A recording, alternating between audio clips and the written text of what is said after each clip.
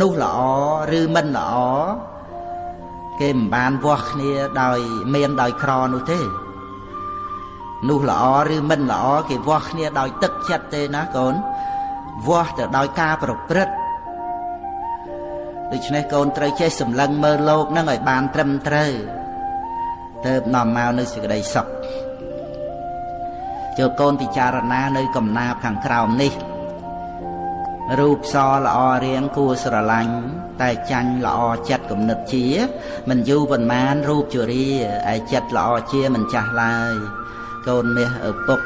ចូលកំភ្លេចធัวថ្លៃជាងពេជ្រនាំដល់ត្រើយមានរូបមានរោគឥតស្រាកស្បាយកូនអើយព្រះធัวមិនចេះឈឺ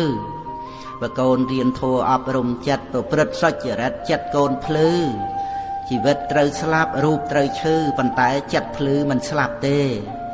ចិត្តភ្លឺ